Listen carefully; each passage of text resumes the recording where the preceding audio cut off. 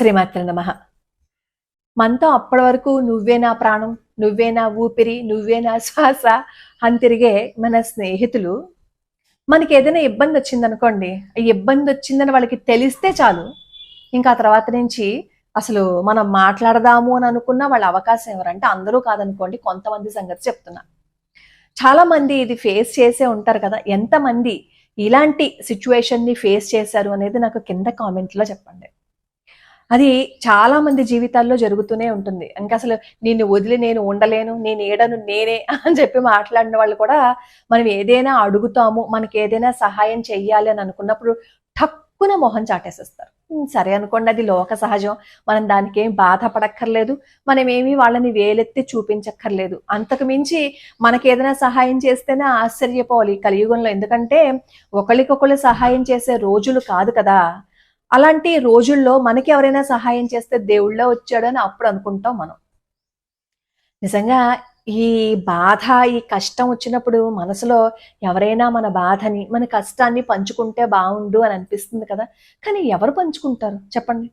మన మనసులో ఏ మాట అయినా చెప్పుకోవాలంటే మనిషే దొరకట్లేదు ఈ కాలంలో. ఎందుకంటే ఎవరి జీవితం వాళ్ళది అయిపోయింది. మొన్న కూడా మీరందరూ చూసే ఉంటారు కదా, ఒక వార్త. డిప్రెషన్కి వెళ్ళిపోయి, బహుశా ఆ అమ్మాయి ఎందుకు డిప్రెషన్కి వెళ్ళిందో అనేది ఎవరికీ తెలియదు, కానీ మరి ఆవిడ బాధ ఏంటో కూడా తెలియదు, కానీ ఆవిడతో పాటు ఆవిడ పిల్లల జీవితాన్ని కూడా అనవసరంగా అంతం చేసేసుకున్నారు. మనకి ఎప్పుడైనా మనసు బాధ కలిగింది అని అనుకోండి, ఎప్పుడు ఒంటరిగా ఉండకూడదు, నలుగురిలోనూ వెళ్ళాలి, నలుగురితోనూ మాట్లాడాలి.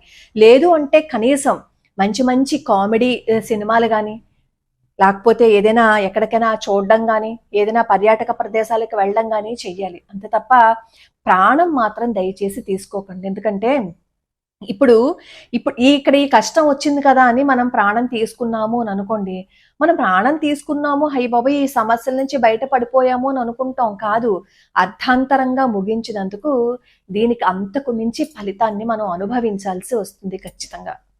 కాబట్టి ఎప్పుడైనా బాధ కానీ కష్టం కానీ వచ్చిందనుకోండి, మన ఇంట్లో వాళ్ళు ఉంటారు కదా వినడానికి, లేదు మన ఇంట్లో వాళ్ళు కూడా వింటలేదు అని అనుకోండి, ఏ దేవాలయానికో వెళ్ళండి, అక్కడ మూర్తి ఎదురుగుండా కూర్చుని మీకు వచ్చిన బాధని కష్టాన్ని ఆయనతో చెప్పేసుకోండి. ఈ ప్రపంచంలో ఎవ్వరు వినకపోయినా నీకంటూ సమయాన్ని కేటాయించేవాడు భగవంతుడు ఒక్కడే. ఏడ్చేయండి, మీ మనసు తీరా మీకు ఇంకా కళ్ళల్లోంచి నీళ్లు రావట్లేదు అన్నంత వరకు ఏడ్చేయండి అక్కడ కూర్చొని. మీ బాధ అంతా ఆయనతో చెప్పేసుకోండి, ఆయన వింటారు. పిచ్చిది నా దగ్గరకు వచ్చి కన్నీళ్లు పెట్టుకుంది అని ఆయన అక్కున చేర్చుకుంటారు. నీ కష్టంలో కానీ నీ బాధలో కానీ ఎవ్వరూ నిన్ను అక్కున చేర్చుకోరేమో కానీ భగవంతుడు మాత్రం నిన్ను అక్కున చేర్చుకుంటాడు. రేపు శనివారం నాడు, శని త్రయోదశి.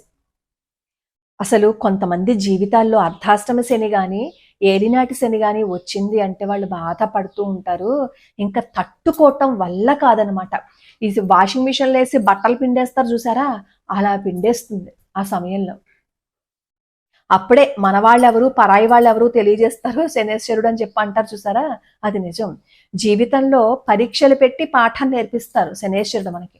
కానీ తట్టుకోవడం వల్ల కాదే, అన్ని బాధలు భరించడం మన కాదే. ఒడ్డునున్నవాడు చెప్తాడు, అవును శనేశ్వరుడేమో పాఠాలు నేర్పిస్తాడు, నేర్చుకో, ఎవరిని నమ్మాలో ఎవరిని నమ్మకూడదో తెలుసుకో అని చెప్పి ఒడ్డునున్న వాళ్ళు ఎంతైనా కబుర్లు చెప్తారు. కానీ పడే వాళ్ళకి మాత్రం ఉంటుంది బాబోయ్ నరకం అది. అయితే మరి అర్ధాష్టమ శని కానీ ఏలినాటి శని కానీ అసలు శనేశ్వరుడి ప్రభావం ఉంది వాళ్ళకి, ఇంక ఇబ్బందులు పడిపోతున్నాము అని అనుకునే వాళ్ళు పొద్దున్నే స్నానం చేస్తారు కదా, ఆ స్నానం చేసేటప్పుడు తిలలతో స్నానం చేయమంటారు. అంటే ఒంటికి కాస్త నలుగు పెట్టుకున్నట్లుగా కానీ, లేదు అంటే స్నానం చేసే ఆ నీళ్లలో కాస్త నువ్వులు వేసుకోవడం కానీ, నల్ల నువ్వులు అనమాట. అలా తిలలతోటి స్నానం చేసిన తర్వాత తిలల చేతే విష్ణుమూర్తిని పూజించమంటారనమాట. అంటే మనం తులసాకులతో ఎలాగా పూజ చేస్తాం, అలాగే విష్ణుమూర్తి ఫోటో ఉంటే కాస్త మీరు అక్కడ నువ్వులతోటి పూజించండి. అలానే నువ్వులతో చేసిన పదార్థాలని నైవేద్యంగా పెట్టమంటారు. నువ్వులుండలో చిమ్మిని ఉంటాయి కదా, అలా అనమాట. నువ్వుల నూనెతోటే దీపారాధన చెయ్యాలి. అలాగే నువ్వులతోటి హోమం చెయ్యాలి. నువ్వులతో ఎలాగో హోమం మనం చేయటం కుదరదు కాబట్టి మిగతావన్నీ చేయటం కుదరుతుంది కదా, కాబట్టి మిగతావన్నీ చేయండి. ఎందుకంటే ఈ రోజునే తిలోత్పత్తి అయ్యింది అని పురాణ వచనం కాబట్టి. ఆ రోజంతా ఉపవాసం ఉండగలిగితే ఉపవాసం ఉండండి, సాయంత్రం పలహారం తీసుకోండి. ఉల్లి వెల్లుల్లి అవి మాత్రం అసలు పొరపాటును కూడా తీసుకోకండి.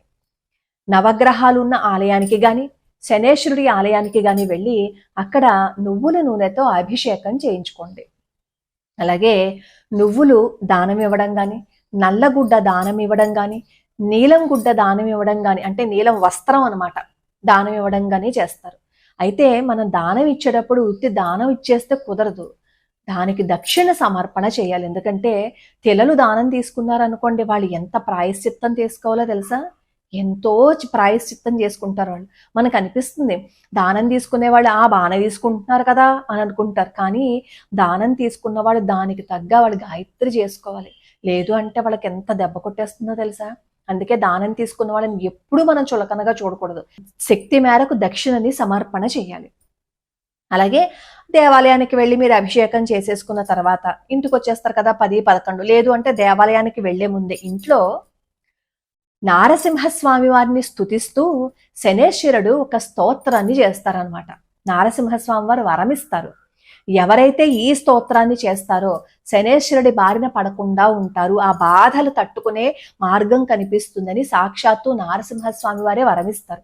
కాబట్టి మన ఛానల్లో ఉంది. ఇంకా తట్టుకోలేకపోతున్నాం, మా వల్ల కాదు అని అనుకునే వాళ్ళు శనేశ్వర కృత నారసింహస్వామి వారి స్తోత్రం కానీ, శనేశ్వరాయ నమః అని చెప్పి మీరు తలుచుకోవటం కానీ, ఇంకేది రాలేదనుకోండి ఎదురుగుండా కూర్చుని ఒకసారి నమస్కారం చేసుకుని ఆంజనేయ స్వామి వారికి కానీ, నరసింహస్వామి వారు కానీ, పరమేశ్వరుడికి కానీ నమస్కారం చేసుకుని, మీ ఇష్టదేవతకు నమస్కారం చేసుకుని, నేను ఈ ఇబ్బందులు పడలేకపోతున్నాను, నా వల్ల కావటం లేదు, ఏదైనా ఒక మార్గం చూపించు అని చెప్పి మీరు భగవంతుడిని ప్రార్థన చేయండి.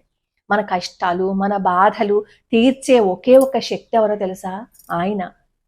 ఆయనతో చెప్తే ఏదైనా తీరుస్తారు.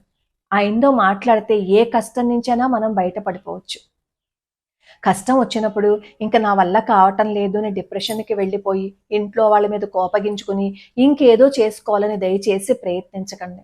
ఆ సమయంలోనే కాస్త ఓపిక పట్టి భగవంతుడికి సంబంధించిన కథలు, భగవద్భక్తుల కథలు వింటుంటే, ముఖ్యంగా కృష్ణలీలలు వింటూ ఉంటే ఉంటుందండి అసలు నిజంగా మనకున్న కష్టాన్ని కూడా మనం మర్చిపోతాం. అసలు అర్ధాష్టమ శని గాని ఏలినాటి శని గాని ఉంటే సుందరకాండ పారాయణం చేయమంటారు. వాళ్లే కాదు, ప్రతి ఒక్కళ్ళు సుందరకాండ రోజుకి ఒక్క శ్లోకమైనా సరే చేస్తే వాళ్ళకి ఆంజనేయ స్వామి వారు రక్షగా నిలబడతారు. ఆ తాపత్రయ కోసమే మేము ముందు సుందరకాండ పద విభజనతో నేర్పించాం. కానీ తర్వాత పద విభజనతో నేర్పించడానికి సమయం సరిపోవట్లేదని నేనే నెమ్మదిగా చదువుతూ దాదాపుగా 50 సరుకులు నేను అప్లోడ్ చేశా. సుందరకాండలో ఉన్న ఇంకొక అద్భుతం ఏంటంటే, చదవడం రాకపోతే కనీసం విన్నా ఫలితం వస్తుందనమాట. మీరు సుందరకాండ గీతా ప్రెస్ వాళ్ళది బుక్ దగ్గర పెట్టుకున్నారనుకోండి, నేను చదువుతున్నది మీరు దగ్గర పెట్టుకుని పుస్తకంలో అలా చూస్తూ ఉన్నారనుకోండి, హాయిగా చక్కగా మీకు వచ్చేస్తుంది. కాబట్టి సుందరకాండ రోజుకి ఒక్క శ్లోకమైనా చదవడం అలవాటు చేసుకోండి. అది చదవడం మీరు అలవాటు చేసుకుంటే మీకు తెలియకుండానే మీ జీవితం పూలపాన్పుగా మారిపోతుంది. ఇది నేనేమి అతిశయోక్తి చెప్పట్లేదు, ఇది సత్యం. అలాగే రేపు 15వ తారీఖున మాస శివరాత్రి వస్తుంది కదా, శివుడికి అభిషేకం చేయించుకున్న ఏలినాటి శని బాధలు పోతాయన్నమాట. అందుకే ప్రతి మాస శివరాత్రికి అభిషేకం చేయించుకోండి అని నేను ఎందుకు పోస్టులు పెడతాను అంటే, బాధ వచ్చిన వాడికి తెలుస్తుంది కదా నొప్పి ఏంటో, అందుకని పెడుతూ ఉంటానమాట. ఒక్కరి జీవితమైనా రోజుకో శ్లోకంలో ఉన్న ఈ స్తోత్రాలు శ్లోకాలు చదువుకుని బాగుపడింది అని అనుకో, అంతకు మించి నాకు ఏం కావాలి చెప్పండి. ఈరోజు ఎవరో కామెంట్ పెట్టారు, నాకు అది చదివితే ఎంత ఆనందం అనిపించింది అంటే, ఒక పక్క బాధ కూడా కలిగింది. వాళ్ళ అమ్మగారేమో విష్ణు సహస్రనామ స్తోత్రం చదువుతూ ఉండేవారట. కానీ 4 సంవత్సరాల క్రితం వాళ్ళ అమ్మగారు చనిపోయారట. ఆవిడ దగ్గర ఏమో విష్ణు సహస్రనామ స్తోత్రం నేర్చుకుందాం అని అనుకున్నారట వాళ్ళ అమ్మాయి, నేర్చుకోలేకపోయారట. వాళ్ళ అమ్మగారు చనిపోయాక చాలా బాధపడ్డారట. ఆవిడకేమో తెలుగు సరిగ్గా చదవడం రాదుట.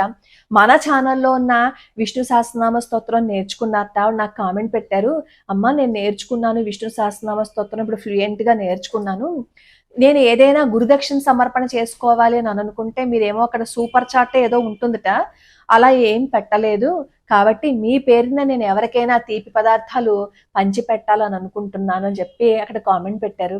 అసలు కొన్ని కామెంట్లు ఉంటాయి, నాకు ఎంత ఆనందం అనిపిస్తుందంటే, ఫోన్లే భగవంతుడు ఈ మంచి చేసే అవకాశాన్ని నాకు ఇచ్చాడు, నా జీవితం ధన్యమైంది అని చెప్పి నేను భగవంతుడికే నమస్కారం చేసుకుంటాను. ఎందుకంటే నాకు ఆ అవకాశాన్ని ఆయన ఇచ్చారు కాబట్టి.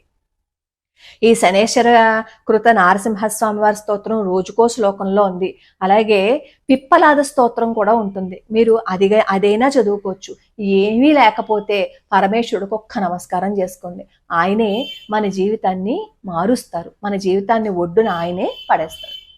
లోకా సమస్తా సుఖినో భవంతు, సర్వే జనా సుఖినో భవంతు.